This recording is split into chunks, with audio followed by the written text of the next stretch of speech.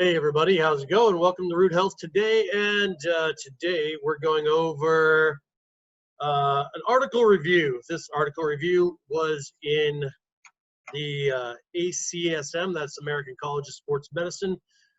It's in their journal, and the article is called Exercise Immunity and the COVID-19 Pandemic. It was written by a gentleman named Richard J. Simpson, PhD, and he is an associate professor in the departments of nutritional sciences, pediatrics, and immunobiology at the University of Arizona. Well, forgive him for being at the University of Arizona. ASU, Arizona State, rivals. Anyway. So this was actually written at the very beginning of the lockdown and social distancing and all that kind of stuff. And I think it's a great article, and it really breaks down the meat and potatoes of,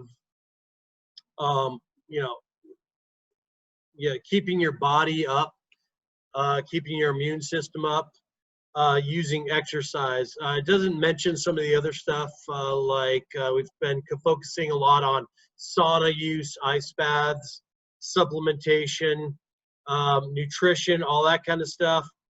So there's a lot more depth to that, and so I'll keep on putting those up for you.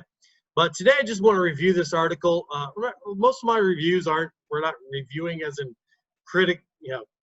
criticizing it. Usually it's somebody who's a lot smarter than me, or at least a lot better at research, or works in the research sector, has done some pretty good stuff and has put the information out there, and I'm disseminating it to you in a way that is a little bit more succinct. So here we go.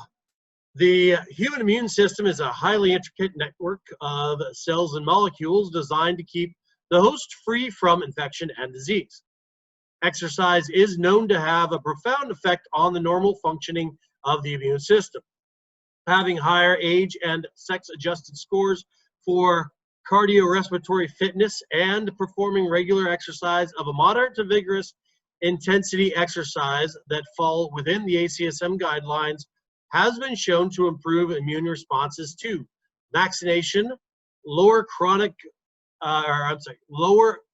low-grade inflammation, and improve various immune markers in several disease states, including cancer, HIV, cardiovascular disease, diabetes, cognitive impairment, and obesity. The ongoing COVID-19 pandemic has raised a lot of questions regarding how exercise can protect us from infection by boosting immunity. This is becoming more pertinent as many of us have restricted access to the gyms, parks, and where we would normally undertake exercise and physical activity regimens. Compounding this problem are the known negative effects of social isolation and confinement on immunity. And so I skipped this next part just because it's a little bit too much into the science-y type stuff. So we'll skip over it and get to this. Each bout of exercise, particularly whole body, dynamic, cardiorespiratory exercise, instantaneously mobilizes literally billions of immune cells, especially those cell types that are capable of carrying out effector functions such as the recognition and killing of virus-infected cells. All right, now let's skip down a little bit. The immune cells that are mobilized with exercise are primed and looking for fight. Let's see, where are we on this? We went to the whole rest of this paragraph. They're primed and looking for a fight. Their frequent recirculation between the blood and tissues functions to increase host immune surveillance, which in theory makes us more resistant to infection and better equipped to deal with any infectious agent that has gained a foothold. I want to point out that this is in some in the lab and mostly in theory, because a lot of the limitations of research are that we can't have people work out and then suppress their immune system significantly. Exercise also reveals various proteins that can help maintain immunity, particularly muscle-derived cytokines such as IL-6, IL-7, and IL-15. The cytokine IL-6 has been shown to direct immune cell trafficking toward areas of infection, while IL-7 can promote the production of new T cells from the thymus, and IL-15 helps to maintain the peripheral T cell and natural killer cell compartments, all of which work in concert to increase our resistance to infection. Exercise is especially beneficial for older adults who are more susceptible to infection in general and have also been identified as particularly vulnerable population during this COVID outbreak. All right, next paragraph. In this regard, it is vitally important that we try to maintain our activity levels within recommended guidelines. Not only can exercise have a positive direct effect on the cells and molecules of the immune system, but it is also known to counter the negative effects of isolation and confinement stress on various aspects of immunity. Although no scientific data currently exists regarding the effects of exercise on coronaviruses, there is evidence that exercise can protect the host from many other viral infections, including influenza, rhinovirus, another cause of the common cold, and herpes viruses such as Epstein-Barr, varicella zoster, and herpes simplex 1. Work from Jeff Wood's lab at the University of Illinois showed that moderate intensity exercise training during an active influenza infection protected mice from death. It also protected a favorable immune cell composition and cytokine shift in the lungs that was associated with prolonged survival.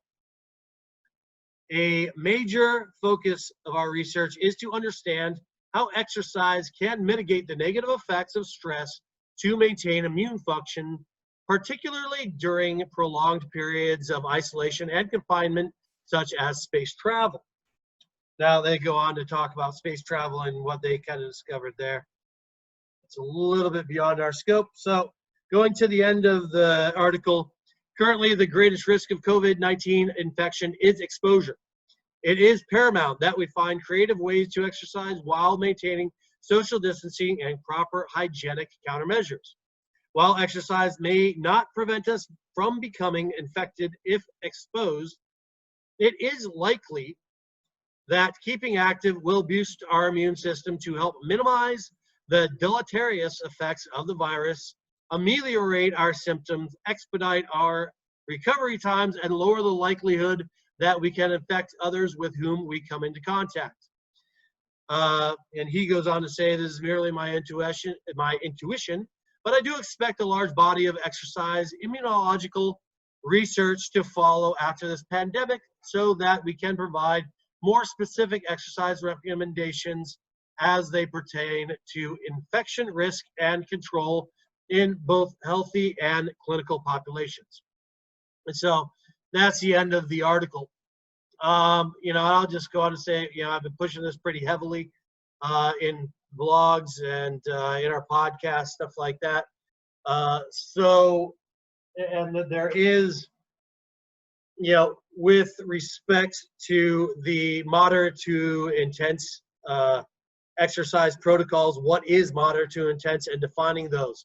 It does help to have a professional, does help to have somebody to help you out with, really navigating a prescriptive approach to that. You don't have to be prescriptive, but it helps. So I'll end this podcast podcast and vlog post on that. Everybody be healthy. Contact me at, I'll put it right there, phone, email, website, and hope to hear from you. Thanks a lot. Talk to you soon.